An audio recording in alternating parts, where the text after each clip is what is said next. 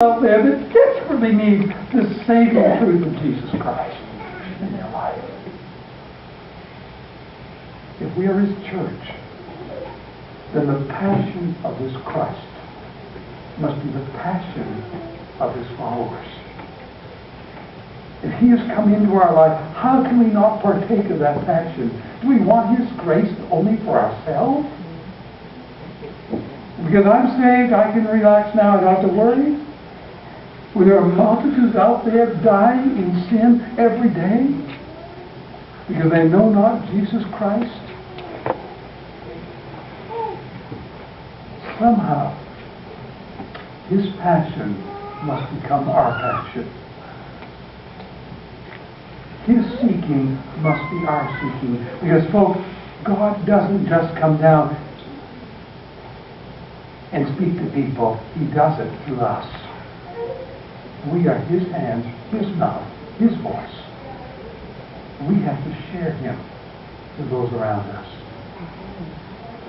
Now, Jesus felt this was so crucial that when it came to establishing His New Testament church, He put this in the DNA of the Christian church. Right at the very beginning. I want you to turn with me to Matthew chapter 28. We're at the final words of Jesus. You know, Jesus is about to go back to the Father. He's finished His work on earth 40 days after the crucifixion and the resurrection. That's the setting of Matthew 28. The last words that Matthew records that Jesus ever speaks upon this earth before He goes back to the Father. And so I think it carries a lot of weight. You know, people's final words when they, I don't know when I speak my final words usually. Someday I will, probably sooner than later. Start getting to be almost 70 years of age. You begin realizing life doesn't go on forever. But I don't know when my last words will speak. Jesus knew these are the last words He's going to say. When you know it's near in your end, you convey words of utmost importance that you want to convey to those you meet. And Jesus is this day. He knows He's about to give the parting words before He goes back to the Father and the angels take Him up. That's why these words are so crucial. Begin with me with verse 16. Matthew 28, verse 16. But the 11 disciples proceeded to Galilee to the mountain which Jesus had designated.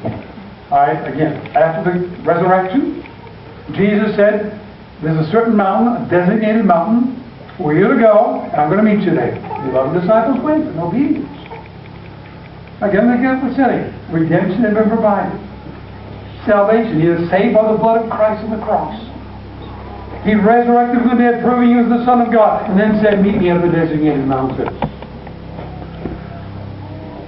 Put your thinking caps on here and go back to the Old Testament. To a similar story. When God saved His people by the blood on the doorpost.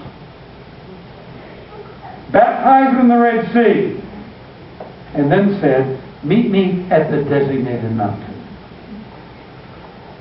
What we're dealing with in Matthew 28 is the New Testament, Mount Sinai. What happened at Mount Sinai? God came down, He shook the mountain literally in the presence of God, indicating the authority of the biblical God. Powerful, authoritative, shaking the mountain, and the people quaked under the power of God. And then He delivered His covenant, the 10 Commandments, and brought into being His Old Testament church. Sinai is the origin of the Old Testament church.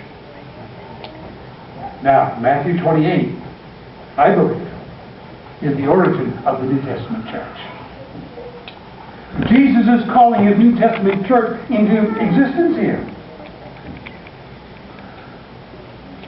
You have all the similarities.